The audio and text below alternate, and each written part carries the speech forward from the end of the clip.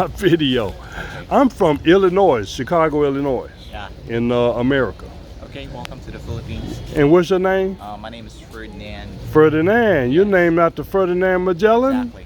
Oh, okay. Because my birthday is March 15 and he arrived here March 16. Okay, that's great then. So, Fort Pedro is the smallest fort in the country.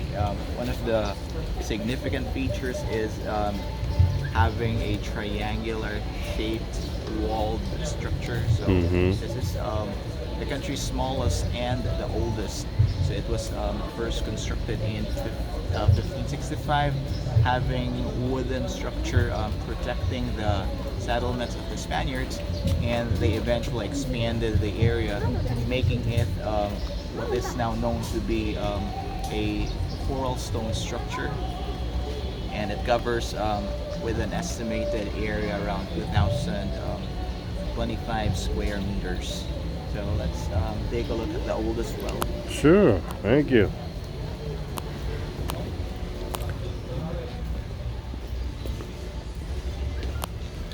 So following Ferdinand here, we have a guide through this. So you can see my Pozo de la Virgen. So the Pozo de la Virgen, when they constructed the fort or the well, they were able to uncover an image of the Virgin Mary. That's why they named the well in honor of the Virgin Mary, and they believe that the water is miraculous. And this is considered to be one of the oldest still functioning wells in the country. Okay.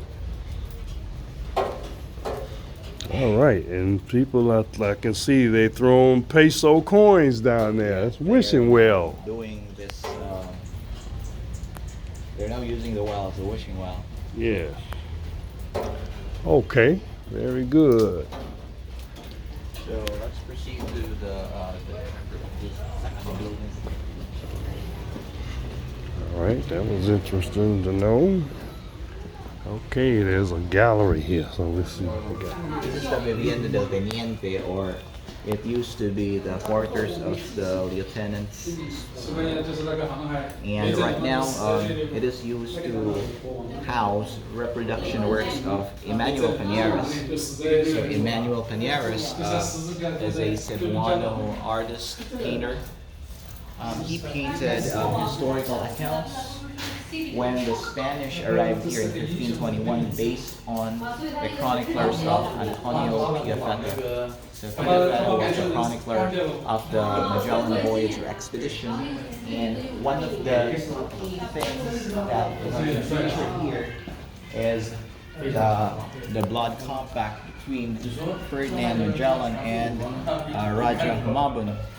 So they made an ally to mark their friendship as well as their alliance with the Kingdom of Spain, because when Ferdinand Magellan arrived here in the Philippines, he, what we call this, presented to the local chieftains that Spain was one of the powerful empires of that time.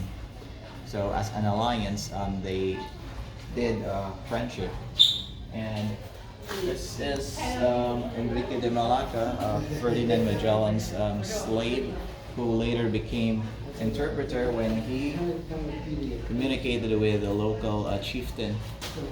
And Antonio Pigafetta, he was the one who did numerous accounts, or he recorded their voyages, the experiences that they had on the island visiting.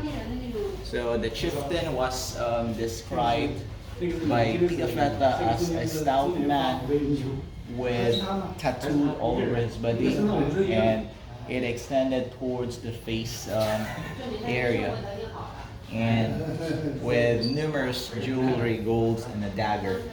And his wife,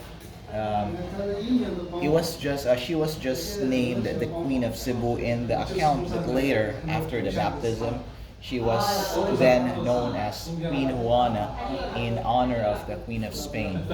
Okay. And she asked for the Santo Niño, and Magellan gave the Santo Niño with one condition. they should burn the idols in replacement of the Santo Niño. So that's why there was an account in the arrival of Magellan in one of those days that the idols were burned. Mm-hmm. And now it's the Santo Nino. And what was her name again? She was named after the Queen of Spain? Juana. Juana? Okay. And this is Lapu-Lapu. Oh. Lapu-Lapu was one of the two chieftains in Mactan Island. Like other warriors, they were tattooed all over the body because every time they killed an enemy, they'll be awarded with a tattoo. And the warrior class and the royalty class, they were only the ones qualified to wear red garments. So Okay. it's their symbol. And as for the queen, she was always being attended by her lady attendants. Whenever sure she she goes was. around, her lady attendants will Okay. follow her. And the Santo Nino. Yeah. That was a depiction of the event when the Santo Nino was given to her. Okay. And the Battle of Mactan, this was an event taking place in April 27, 1521, with Ferdinand Magellan and his men they were defeated by 1,500 local warriors. And unfortunately, he was shot with a poisoned poisoned arrow on his leg. And as per account, he was attacked by a man holding a scimitar-like weapon. Okay, so who was that? Who got killed here? What's his name? According to account, it was unnamed. Okay. Who killed Magellan? But as per Okay, so Magellan was killed here? yes, Oh, okay. I never knew that. it was killed because before when Magellan arrived here in Cebu, Raja Humabon and Lapu-Lapu already had conflict. So that's Lapu-Lapu, and this is this? Humabon. What did you say the first name was? Raja. Raja. Okay, so he was like a chief. He is the paramount chief. Chief, right? Yeah. And then Lapu-Lapu, he was a chief He was also a chief, but on the other island. on the other island, right? And for the account, it was unknown, or it was never mentioned that it was Lapu-Lapu who killed Magellan. Right. However, the honor of giving tribute to who killed Magellan was given to Lapu-Lapu. Yes. It always goes back to the leader. Now I guess who is that? Is that supposed to be? That's Miguel Lopez de Legazpi. So Okay. when he arrived here in 1565, that was the time when the settlement, as a Spanish settlement, were established here in this area. Because this area here, extending up to the church area, the plaza, this used to be the ancient settlements. Okay. Where the ancient Cebuanos used. All right. So this the original wood, Yes. original wood and stone here. Yeah, still the original wood.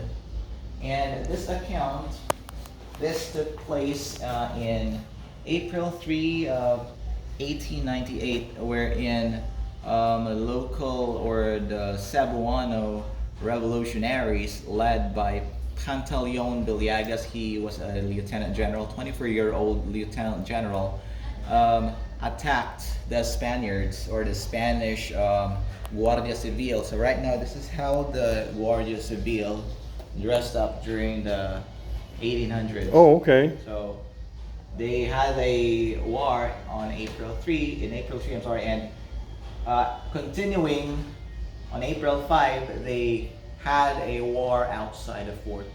So the locals attacked the fort. They tried to conquer the fort, but unfortunately, they were not successful. Right. So let's proceed upstairs. Ooh, okay. Who is this? We want to pass this Oh, person. This is a depiction of Datu Mandawi. Okay. So he's one of the allied chieftains of Raja Humabon. Okay. And this depiction here, this is how the early trading took place when the Spaniards passed by in some of the islands in the Philippines. So from Cebu, they went to Bohol, they went to Negros, they went to Palawan until they even reached there in Brunei, and they go back to the Philippines again, and they go to other inter-islands, what we call this anchorage, before they exited Sarangani, heading to the Moluccas Island. So that marks the what we call this the circumnavigation, the first circumnavigation of the world, based on the eastern and westward voyage. Because Magellan, he was already been able to reach Moluccas even before 1521.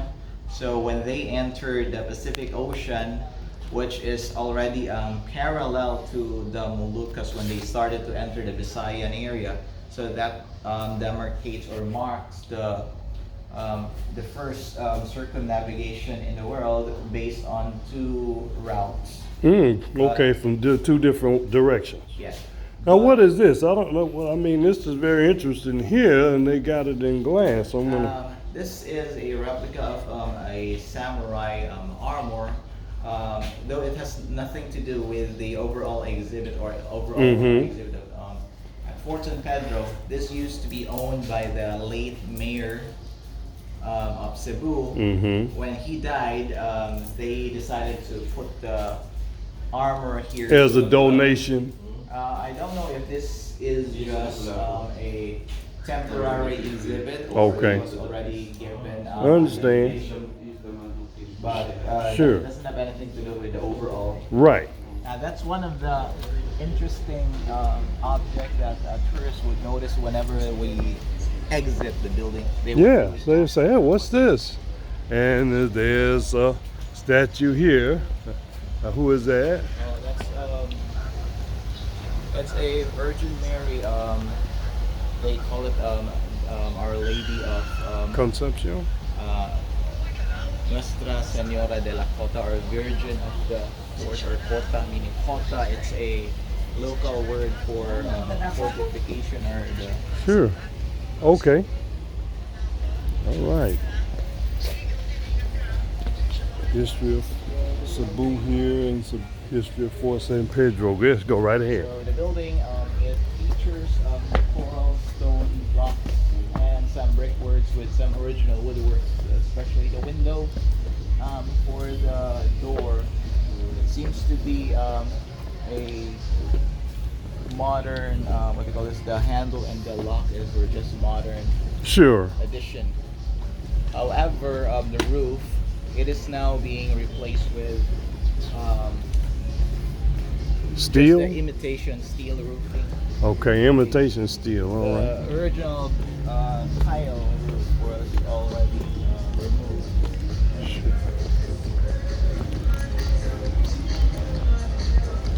So from this point, this is the first bastion that we're going to visit. So what is this point right here where we are now? What is this?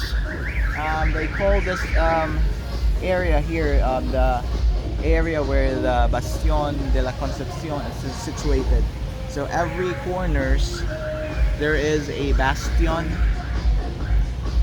It's a projecting structure of a fortified or fortifications, and those bastions were used in the past to store some ammunitions, gunpowders, as well as quarters for the Guardia Civil as well.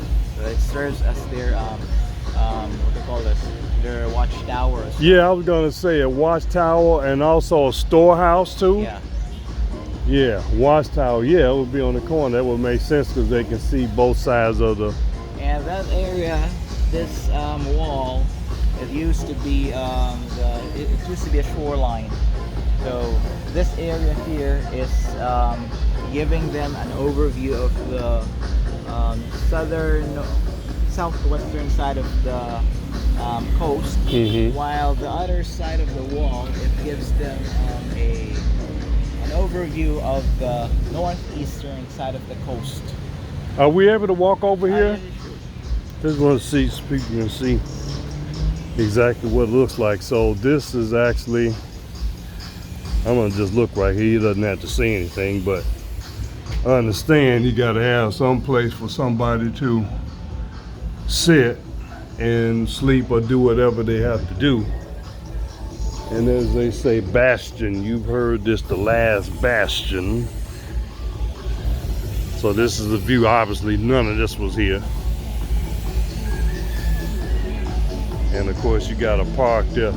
So probably this area over here, was this just a shoreline? Yeah. So it used to be a shoreline, and during the American period they did reclamation to expand the area. Okay. The other side of the fort. All right. Basically, one of the reasons why the fort was shaped into a triangular structure is also because of the topography.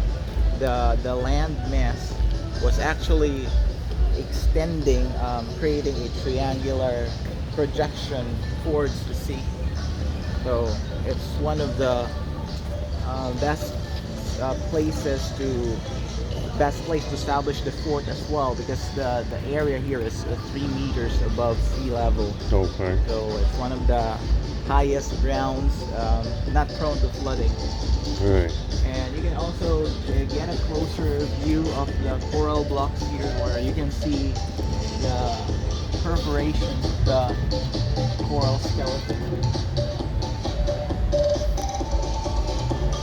So these coral skeletons were quarried along the coast, and they were used as construction materials, not only here at Fort San Pedro, but also some other edifices built during the Spanish era.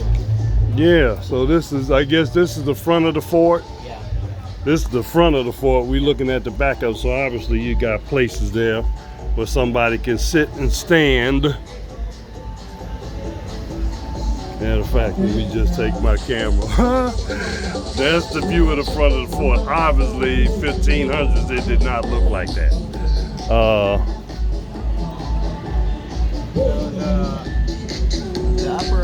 The roof deck, it's basically a place for the Guardia Civil to have a 360-degree view of the surroundings. Those two tower-like structures were just recently added. Okay. Oh, so those two towers were not there. They just built them. All right. If you will see the photos downstairs, 1920 photos shows that the two towers were not yet added. Okay. That's the second bastion. It's called Bastion de San Miguel. So in honor of Saint Michael. Saint Michael, yes. And the area, which the area we can see just beside the fort, used to be the coastline. So basically ships as well as some logs were actually settled in this area. There were several logs before. Logs were actually settled in this area before they will be shipped to the different parts of the country. And like I said earlier, in the 1900s, early part of the 1900s, these shoreline was reclaimed to extend or to give way to the new port, which is now still standing. Okay, so this right here, is this the Bastion de San Miguel right here? Yes. No, not this one. This used to be a canteen before. Canteen, okay. Or what's this? is used as a butterfly. If I'm not mistaken, this was used before as a butterfly display, a butterfly center. Oh, really? Okay. When the fort became a zoo. Oh, okay. In the 1950s, the fort was Yeah, because I'm utilized to become a zoo, and the courtyard used to have an elephant. okay. So this is actually, I'm going to walk down here. This is the Bastion de San Miguel. Right here, as he spoke about earlier. I just want to just come look at it and pan it. This is the Bastion de San Miguel, and this is your current look. And then if you go in here, which of course I'm gonna do, you get an idea of the conditions they dealt with here in the fort. Yes. All right. So we'll head to the third bastion. Okay, 3 bastions because it's the triangular shape. So we got Bastion de San Miguel, and then what was the first one? La Concepcion. La Contraception. Yes. Yeah, we just passed that one. So there's 3 bastions on the 3 corners. So again, taking note of the original stone. You know, people pay to have their floors and walls look like this.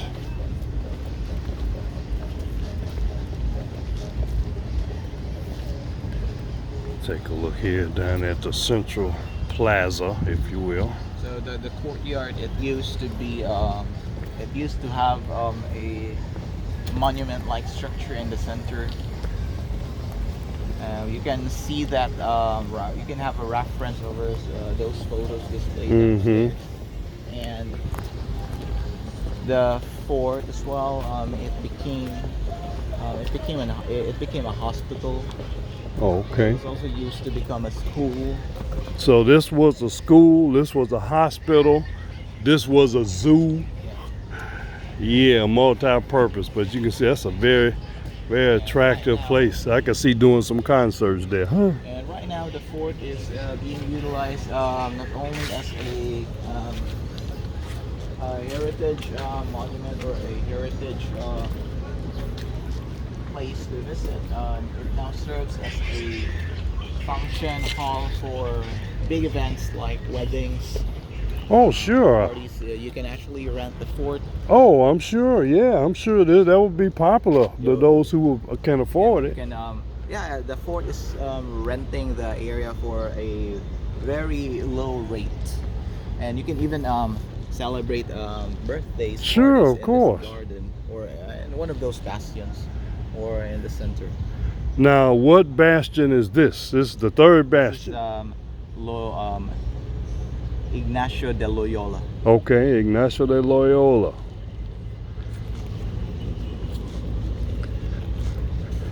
So was he a priest or saint or something?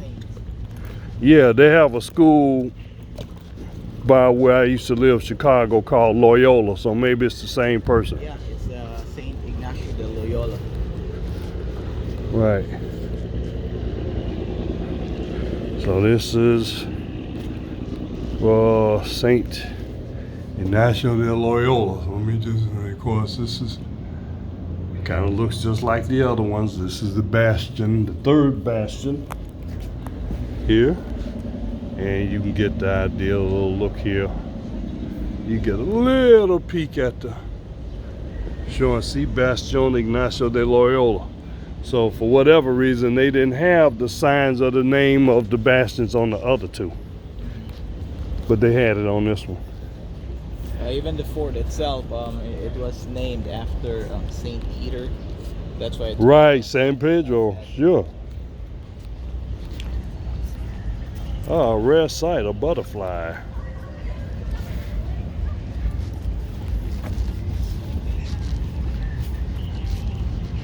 And there it looks like a cannon. Yeah. So we actually have 14 cannon on display. Still the original cannons that were brought here when the fort was established. They can still be functional if they will be clean, and if we have available cannonball as well as Right. the gunpowder available, they can still be used to fire. Mm-hmm.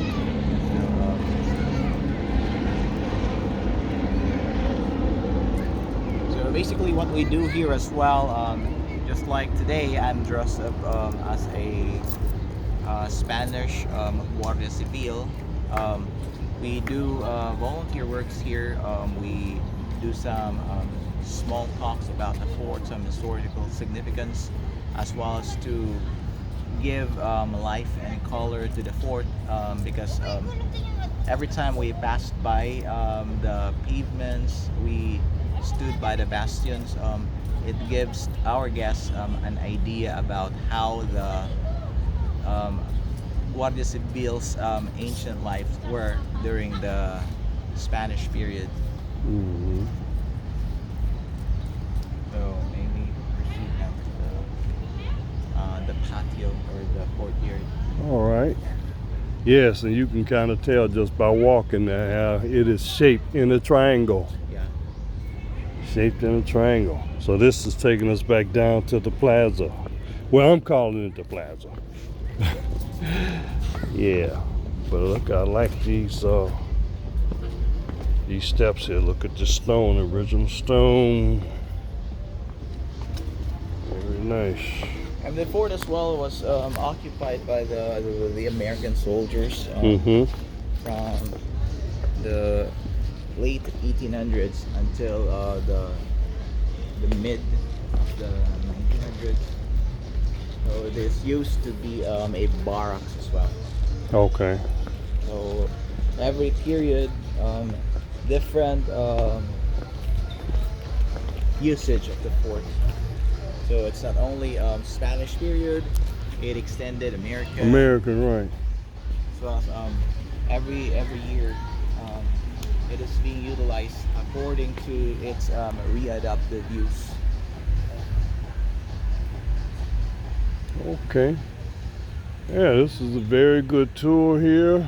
Gives life to it. Like I said, I found out some things I didn't know today about Magellan. Yeah. I had no remembering of any teaching that he came here, Yeah. and especially that he was killed here. I had no knowledge of Magellan He was being killed here. on the other island.